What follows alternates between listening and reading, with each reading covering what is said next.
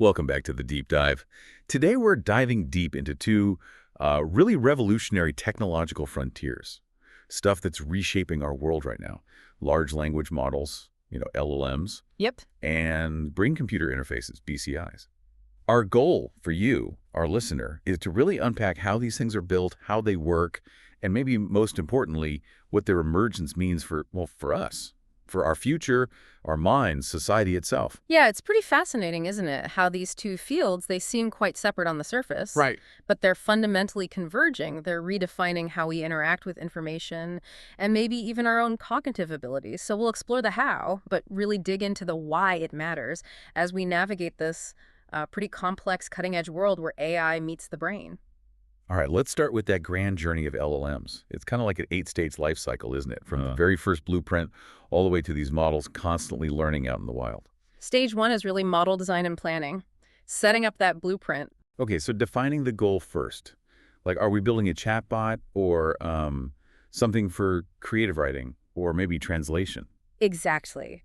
That goal dictates everything that follows. The architecture you choose, the data you need. And architecture-wise, it seems like the transformer is everywhere now. It really is the industry standard. Its core innovation, this thing called self-attention, it's like it lets the model weigh the relevance of all the other words when it's looking at just one word. Ah, okay. So it captures those long-distance connections and meaning, something older models like RNNs really struggled with because their memory kind of faded. That makes sense. And the scale, the sheer number of parameters, Yeah. that directly affects the complexity and the compute needed, right? Absolutely. More parameters usually mean more power, but way higher costs and resource needs. Then you figure out the training strategy pre-train generally, then fine-tune how to split the data for training, validation, testing. And you've got things like optimizers, learning rates, Yeah, regularization, to stop it just memorizing the training data. precisely. Optimizers like Adam, adjusting learning rates, using techniques like dropout, they're all key to prevent overfitting. That's when it looks great on data, it's seen, but fails on new stuff. Right. And right from the get-go, you have to estimate the massive compute requirements. GPUs, TPUs, memory, network. Especially when you consider scaling laws. Ah, scaling laws. Okay, this is where it gets really interesting for me. These laws suggest there's a predictable link between performance and scale. That's the core idea, often a power law relationship between performance and the scale of the training data, the model size, and the compute you use. So they help you predict what you'll get for your investment. Exactly. They guide you in knowing what performance to expect for given resources, or what resources you need for a target performance. It's about optimizing based on these, well, almost predictable relationships. That's powerful. Okay, stage 2, data collection and preprocessing, getting the fuel. And we're talking massive amounts of data here. Billions, maybe trillions of words from diverse sources, Common Crawl, which is like a huge web scrape, Wikipedia, books, papers, news, GitHub for code. It's a digital ocean. But I imagine that raw data is a real mess. Oh, absolutely. Meticulous cleaning is crucial. Removing duplicates, low-quality stuff, irrelevant info, HTML tags, weird characters, garbled text. High-quality data is just paramount for efficient learning. Makes sense. Garbage in, garbage out, right? Pretty much. And sometimes when good real-world data is hard to find, or maybe it's sensitive, synthetic data becomes important. Data made by other models or programs. Yeah, generated programmatically or by existing models. It's designed to cover specific gaps or edge cases, and it can reduce reliance on sensitive real data, but its quality and how well it matches reality is key. Okay, so you've got clean data. What's next? How does the model actually read it? Through tokenization, breaking the continuous text into smaller units called tokens. These could be words or often subwords using methods like BPE or sentence piece. Subwords, like parts of words. Exactly, like un or ing. It helps the model handle words it hasn't seen before much more efficiently. Then you build a vocabulary, giving each unique token a numerical ID. The model works with these numbers internally. So it's all numbers underneath. And then this tokenized data gets formatted for the specific learning task, like predicting missing words or the next word. Right. Those are the main self-supervised tasks. Masked language modeling, like in BERT, forces context understanding by making it predict masked tokens. Causal language modeling, predicting the next token, is core to generation, like in GPT models. And handling this sheer volume requires special tools, I guess. Definitely. Distributed data processing like Apache Spark or Hadoop are essential to break down tasks and run them in parallel. And you need massive storage, like data lakes on AWS S3 or Google Cloud Storage. Okay, so plan, data. Now stage 3, model pre-training. This is the big learning phase, right? Absorbing general knowledge. This is the core, yeah. Learning general language and world knowledge from all that unlabeled text, mostly using self-supervised learning. It learns from the data's own structure. And this takes huge amounts of computing power. Immense. Large-scale parallel computing is critical. Hundreds, sometimes thousands of GPUs or TPUs working together, connected by super-fast links like NVLink or InfiniBand. Wow. How do they coordinate all that hardware? Using distributed training frameworks like PyTorch distributed. They implement strategies like data parallelism, different data batches to different GPUs, Okay. model parallelism, splitting the model itself across GPUs, and pipeline parallelism, sequencing layers across GPUs. Libraries like DeepSpeed help optimize this even further. It's incredibly complex orchestration. It really is. And techniques like mixed precision training help a lot too. Using lower floating point precision, like FP16, for some calculations saves a ton of memory and speeds things up, often without hurting accuracy much. Clever. And how do you make sure it's learning properly during this massive process? Constant monitoring. Tracking metrics like the loss function, how wrong its predictions are, and performance on a separate validation set. This lets you adjust hyperparameters like the learning rate on the fly to avoid overfitting. And saving progress regularly. Absolutely. Saving checkpoints of the model's state is crucial. If something crashes, you don't lose weeks of work. And do the scaling laws come back into play here as a sort of reality check? Yes, very much so. You constantly compare the model's actual performance gains against what the scaling laws predict if it's not scaling as expected. Something's wrong. Time to reevaluate. Is it the architecture, data quality, hyperparameters? It keeps the whole process grounded. Okay, so the model's pre-trained, it's a generalist. Yeah. Stage 4, model fine-tuning, making it a specialist. Exactly. Now you take that general knowledge and adapt it. This usually means preparing smaller, high-quality, task-specific labeled data sets. So data with actual answers for tasks like sentiment analysis or Q&A. Precisely. You load the pre-trained weights, maybe tweak the architecture slightly for the task, and then train using supervised learning on these labeled examples. Learning from the correct answers. Yes. Adjusting parameters to minimize the difference between its predictions and the known labels. You tune hyperparameters again, often with a smaller learning rate this time. And I hear there are ways to do this more efficiently now, without retraining the whole massive model. Big time. That's parameter efficient fine-tuning, PEFT. Techniques like LoRa, low-rank adaptation, adapters, prefix tuning, they're game changers. LoRa, how does that work? It allows you to adapt the model by training only a very small number of new parameters while keeping most of the original huge model frozen. Wow. So it's much cheaper and faster. Way cheaper, way faster. Ideal if you have limited compute or want one base model to do many different tasks. Like teaching an expert chef a new dish without rebuilding the kitchen. Can synthetic data help here too? It can, yeah. Especially if real labeled data for your specific task is scarce. You can generate specific examples like question-answer pairs to make the model more robust. And the great news is fine-tuning needs way less compute than pre-training. Okay, stage 5, post-training. This sounds like making the model more aligned, more usable. That's a good way to put it. Aligning its behavior with human preferences and instructions. Instruction tuning is a key part. How does that work? You use data sets filled with natural language instructions and the desired outputs. This massively improves the model's ability to actually understand and follow diverse commands, makes it much more useful. And the big one everyone talks about, reinforcement learning. Learning from human feedback, RLHF. This is how they make models less likely to say weird or harmful things. It's the main technique, yes. It's quite a process. First, humans look at different model outputs for the same prompt and rank them based on preference. Okay. Humans decide what's good. Then you train a separate reward model on all that human preference data. Its job is to predict how much humans would like any given output. So it learns human taste, essentially. Kinda, yeah.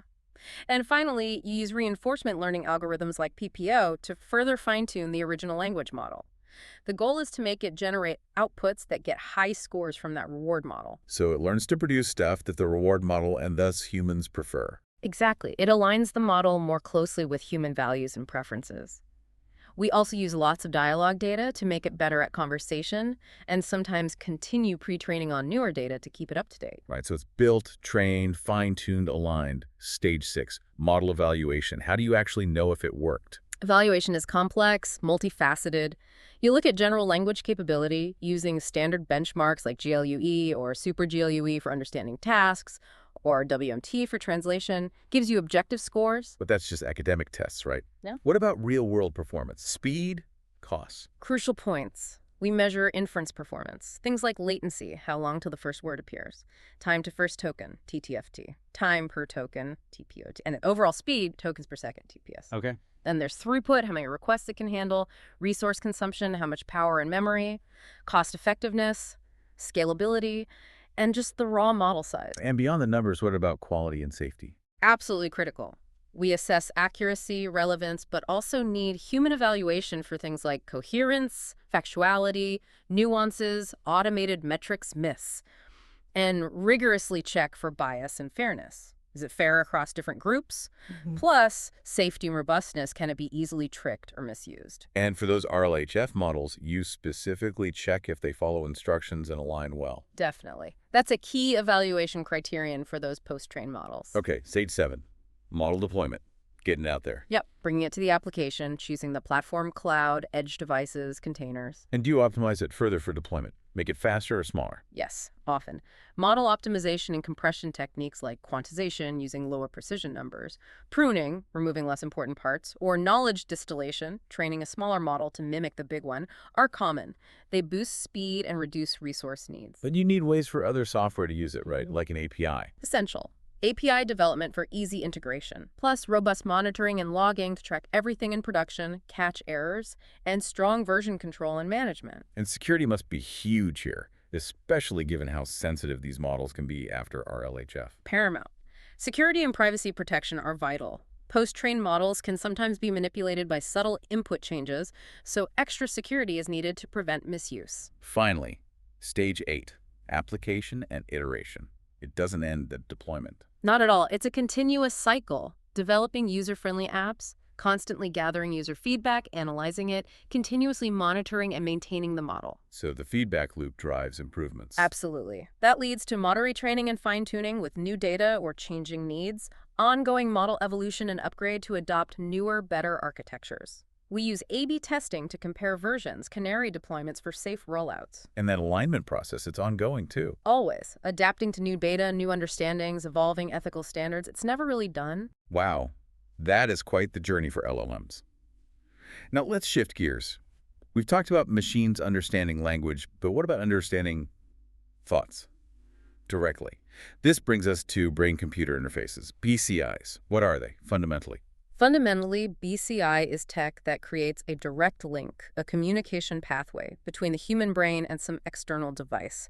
It lets us communicate or control things just by thinking. Bypassing speech or movement entirely. Exactly. Imagine typing on a screen or moving a prosthetic limb purely with your thoughts. And this connects to the idea of an artificial external brain.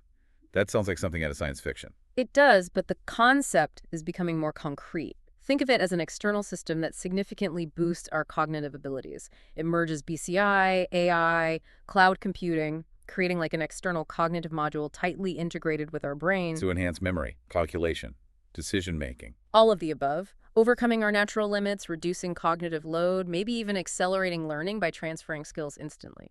Okay, mind blown already. How does it actually work? How do you decode brain signals and intentions?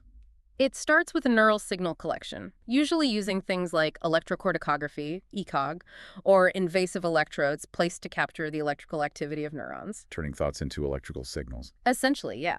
Then comes signal processing, filtering out noise, extracting the meaningful patterns from that raw activity. And once you have those patterns, how do you translate them into move left or think of the letter A? That's where machine learning or deep learning models come in.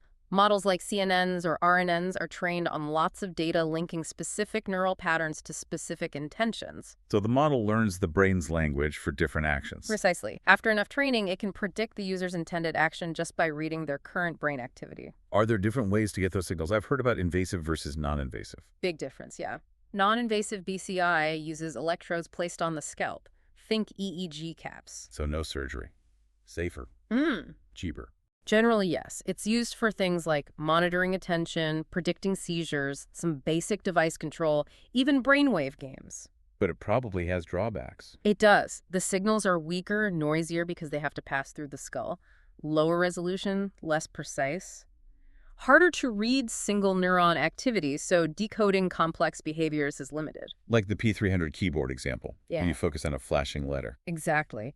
That uses a specific brain response, the P300 wave, detected non-invasively to allow thought-based typing, but it's relatively slow. Then there's invasive BCI, electrodes inside the head. Right, either on the brain surface, ECOG, or placed deeper within the brain tissue itself. Which gives you a much clearer signal, I imagine. Much higher resolution, better signal quality, more stable over time. It allows for really precise tracking, like mapping movement intentions from the motor cortex. So you could potentially distinguish thinking, say this word versus move that arm. That's the potential, yes. Yeah. By reading signals from the relevant brain areas. Of course, it involves surgical risks. Let's talk applications, especially medical ones. It seems like BCI could be life-changing there. What are some non-invasive techniques being used? We have things like RTMS, repetitive transcranial magnetic stimulation, uses magnetic fields to induce small electrical currents in the brain, influencing neurotransmitter release. Used for things like depression. Yes, particularly moderate depression, where, say, dopamine levels might be involved. Then there's TDCS, transcranial direct current stimulation, applying a small direct current through the scalp. And the invasive ones, for more serious conditions. Like DBS, deep brain stimulation, electrode arrays surgically implanted deep inside. And VNS, vagus nerve stimulation, implanting a device near the spine to stimulate the vagus nerve, which connects to the brain. And these are used for conditions like epilepsy or Parkinson's, where there's abnormal electrical activity. Exactly. Conditions often involving abnormal electrical discharges. These devices can help regulate that activity, counteract disruptive signals. Many of these have FDA approval for specific medical uses. Looking further out, this idea of hippocampal memory implants, acting like RAM for the brain. That's incredible. It's a profound concept, acting as an external buffer for short-term memory, maybe even stimulating recall, directly tackling human memory limits. And we're seeing early versions of this in practice, like Neuralink or BrainGate, patients controlling cursors or robotic arms with thought. We are demonstrating that potential. A patient playing Pong or moving a robotic arm just by thinking about the intended movements, with arrays reading the associated brainwaves, it's happening. Okay, the potential is immense, clearly. But this power, it brings huge ethical, commercial, and societal questions. Let's unpack those. Consider that BCI model you mentioned earlier. Right. I think, I feel anxious. The chip reads it, suggests a perfume, an app, based on my history. I use it, feel pleasure. Next time, I'm nudged towards that choice again. A feedback loop sculpted by pleasure. It forces us to ask, is that still my autonomous choice? Theoretically, maybe yes, but practically, escaping that kind of systemic, personalized guidance could become incredibly difficult. Because the suggestion feels so integrated, so natural. Exactly. It feels like the most comfortable path. Repeat that enough times, and the brain might just start ignoring other options. Your choices feel like your own, but they're subtly guided. Which leads to the scary risk of addiction. If a chip can directly stimulate pleasure, I remember those rat experiments. They're the ones where they'd press a lever for pleasure stimulation, ignoring everything else, even food, until they died. Yeah, that's terrifying. The conclusion was, you gain pleasure, but lose your humanity. It's a stark warning that direct, artificial pleasure can override fundamental drives and self-preservation. The implications for human agency are profound and, frankly, quite chilling. And commercially, if companies can effectively read your brain, know your reactions before you even form a conscious thought, marketing changes completely. Are your choices really yours anymore, or are you being steered in ways you don't even perceive? And the data itself, brainwave data security, Yeah. these are your most authentic reactions. Who owns that data? Can it predict your future thoughts? Could it be used to influence your future thoughts via algorithms? Can it be anonymized? Can it be sold? We have almost no rules for this right now. Imagine ads that don't just appeal to your preferences, but directly trigger pleasure or fear centers in your brain via BCI. Could rational decision-making even exist then? It fundamentally challenges our concept of privacy, accessing brain signals without explicit, informed consent. Most people would find that unacceptable. Yet the law is lagging way behind the tech. How do we protect our inner thoughts? And the bigger picture risks: miscontrol, weaponization. The potential for militarization is a serious concern. Could BCI lead to some kind of irreversible global instability? It's a question we have to ask. Plus the issue of access. This tech is complex, expensive, Want to just widen the gap, create an accelerated digital divide? That seems highly likely. Concentrating BCI access among the privileged could create a massive intellectual and maybe wisdom gap. Those with access could gain huge advantages, predicting markets, influencing politics. Potentially, yes. By analyzing vast amounts of data on thought patterns and decision-making, decisions about the future of technology, ethics, might they bypass democratic debate entirely? Driven by those with the BCI leverage. And for everyone else. Brutal competition, possibly. If BCI boosts learning, efficiency, innovation so dramatically, those without it could be left further and further behind, leading to even greater social stratification. Heavy stuff. Okay, looking forward again. Where are LLMs and BCIs heading next? These fields are moving so fast. One huge trend is multimodal learning. LLMs aren't just text anymore. They're processing images, audio, video, getting a richer understanding of the world. Which kind of parallels BCI trying to interpret diverse brain signals for richer interaction. Exactly. There's a convergence there, and a massive focus on model interpretability and trustworthy AI. Understanding how models decide things, ensuring transparency, building fair, secure systems. Directly addressing those ethical concerns we just discussed. Right. For LLMs, few-shot and zero-shot learning are key. Adapting to new tasks with little or no specific training data shows their flexibility. That's super relevant for BCI needing to interpret diverse intentions. Making these models smaller, faster, more efficient, especially for running on devices. Huge area, model compression and efficient inference. Crucial for wider deployment and vital for BCI needing LLMs on edge computing running locally for speed and privacy. Makes sense. Then there's continual learning model, learning new stuff without forgetting the old. Essential for BCI apps that need to adapt over time. And security remains critical, protecting against attacks. Absolutely. Security and adversarial attacks research is vital for LLM robustness, which directly applies to protecting BCI data and preventing manipulation. And the social impact and ethical considerations work on LLMs, misinformation, deepfakes, accountability, mirrors the BCI debates perfectly. And even the core architecture isn't set in stone. People are looking beyond the transformer. Oh yeah. The transformer architecture is dominant, but researchers are exploring alternatives. Things like state space models, even looking at diffusion models for sequence generation. Early days, but they might offer advantages in speed, cost, or stability down the line. So constant evolution on all fronts. Relentless. So there you have it. A pretty deep dive into the incredible journey of large language models and the really mind-bending world of brain-computer interfaces. From the meticulous planning of LLMs to the direct neural links of BCIs. These technologies aren't just advancing, they seem to be converging, redefining how we interact with information, maybe even our own selves. It's clear, isn't it? The potential to enhance us is immense. But those shared challenges, data privacy, bias, fair access, they cut across both fields and they demand our immediate critical attention. These aren't just technical problems, they're deeply human ones. Which leaves us with some big questions. As these technologies keep blurring the line between our thoughts and machine capabilities, what new definitions of intelligence or consciousness or even what it means to be human will we need? What does a future where our thoughts are externalized, maybe even influenced by AI, truly mean for our autonomy? Definitely something to ponder until our next deep dive.